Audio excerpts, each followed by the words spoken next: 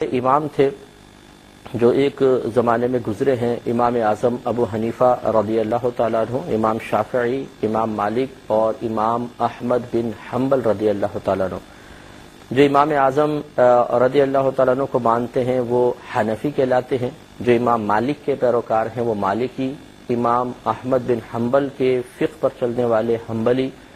اور حضرت امام شافعی رحمۃ اللہ علیہ کے فقہ پر چلنے والے، ان کو ماننے والے شافعی کہلاتے ہیں۔ دنیا میں سب سے زیادہ غالباً حنفی ہیں، اور پہلے بھی ہر دور میں تقریباً حنفی فقہ بہت زیادہ غالب رہا، اور اس کی وجہ یہ ہے کہ علماء فقہائے احناف نے جتنا فقہی مسائل میں غور و تفکر کر کے جزیات کو اور اصول کو مرتب کیا،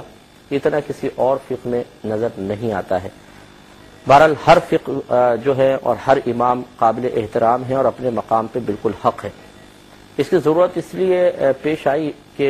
نبی کریم صلی اللہ علیہ وسلم کے دور مبارکہ میں صحابہ کرام کو جب کوئی مشکل پیش آتی تھی مسائل کے سلسلے میں، تو وہ نبی کریم صلی اللہ علیہ وسلم کی بارگاہ میں رجوع کرتے تھے، اور نبی کریم صلی اللہ علیہ وسلم از خود یا وحی الہی کا انتظار فرماتے اور براہ راست پھر اللہ تبارک و تعالیٰ کی طرف سے بیان کردہ بات کو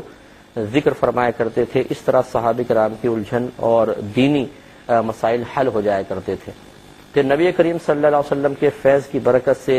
صحابہ کرام بعد میں آنے والوں کی مشکل کو حل کرتے رہے، اور ہر صحابی ایسا نہیں کرتے تھے، بلکہ ان میں بھی مجتہد صحابہ کرام تھے جن میں اجتہاد کی صلاحیت تھی،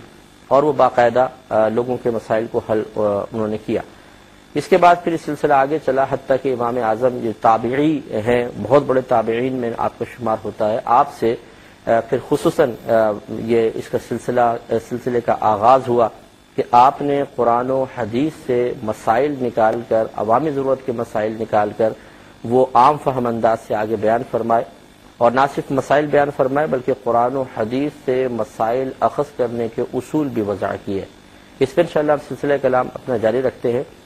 پہلے عرض کرتا ہوں تو آپ کی خدمت میں عرض کر رہے تھے کہ صحابہ کرام علیہم رضوان کے دور میں ایسا نہیں ہوا کہ لوگ صرف قرآن سے ہی نتیجہ اخذ کرتے تھے اور حدیث سے ہی، بلکہ اس زمانے میں بھی عام صحابہ کرام اور تابعین کا یہ رواج رہا کہ وہ صحابہ کرام کے پاس آتے، مجتہد صحابہ کرام کے پاس آتے اور ان سے مسائل معلوم کیا کرتے تھے، اگرچہ اس کو باقاعدہ تقلید کا نام نہیں دیا جاتا تھا، اور جو مسائل معلوم کرتے تھے انہیں مقلد نہیں کہا جاتا تھا۔ پھر اس کے بعد جیسے جیسے زمانہ نبوی سے بعد پیدا ہوتا گیا، کثرت مشاغل ہوئے، لوگوں کے ذہن دوسری طرف زیادہ مائل ہونے لگے، لوگ دنیا کی طرف مائل ہوئے، علم سیکھنے کا رجحان آج کے اعتبار سے تو بہت زیادہ تھا، لیکن بہرحال وہ نہ رہا جیسا ہونا چاہیے تھا، تو اس کی وجہ سے اور پھر لوگوں کے فہم میں کمی آنا شروع ہوئی، تو لوگ براہ راست قرآن و حدیث سے نتیجہ اخذ کرنے سے عاری رہے، اور ان میں اتنی صلاحیت نہیں تھی کہ وہ قرآن و حدیث سے مسائل اپنی ضرورت کے خود نکال سکیں، تو وہ اس زمانے میں بھی علماء سے رجوع کرتے رہے، لیکن باقاعدہ اصول وغیرہ مرتب نہیں کیے گئے تھے۔ پھر امام اعظم نے باقاعدہ پہلی مرتبہ اصول مرتب کیے، پھر دیگر جو ائمہ تھے یہ بھی پے در پہ انہوں نے اصولوں کو مرتب کیا، اور خصوصاً فقہ حنفی میں امام اعظم ابو حنیفہ رضی اللہ تعالیٰ عنہ، آپ کے دو بڑے شاگرد امام ابو یوسف اور امام محمد رضی اللہ تعالیٰ عنہما نے فقہ حنفی کو مشتبہ کیا، لیکن اس زمانے میں بھی کوئی ایسا نہیں تھا کہ مقلد مشہور ہو گئے ہوں، یہ اس کے بعد پھر یہ تقلید کا باقاعدہ ایک رجحان یا ایک باقاعدہ لفظ معروف ہوا، اور اس کی وجہ یہ تھی کہ اس زمانے کے فقہائے اسلام نے غور و تفکر کیا کہ اب جیسے جیسے اور زمانہ آگے بڑھا ہے، لوگوں میں وہ صلاحیتیں نہیں رہی ہیں کہ وہ قرآن و حدیث سے نتائج اخذ کریں، اور پھر علماء کے پاس آنے کے سلسلے میں بھی بہت زیادہ دشواریاں کہ سفر لمبے لمبے ہوتے تھے، ہر ایک دنیا میں مشغولیت کی بنا پر بہت زیادہ ٹائم نہیں نکال سکتا تھا، تو بہتر محسوس ہوا کہ باقاعدہ عام فہم مسائل کو، جزیات کو جمع کیا جائے اور ان کو لوگوں کے سامنے پیش کیا جائے۔ تو یہ امام اعظم اور ان کے شاگردوں نے بڑا کام کیا، دیگر ائمہ نے کام کیا، پھر بعد میں آنے والے علماء نے لوگوں کو اس طرف مائل کیا کہ آپ کسی ایک فقہ کو اختیار کریں۔ اس کی وجہ یہ تھی، اور پہلے یہ وضاحت میں عرض کر دوں کہ جو چاروں ائمہ امام اعظم ہیں، امام مالک، امام احمد بن حنبل یا امام شافعی رحمۃ اللہ علیہ، ان سب نے قرآن اور حدیث سے ہی استدلال کیا ہے، لیکن طریقہ استدلال میں فرق ہو جاتا ہے، زاویہ فکر میں فرق ہو جاتا ہے۔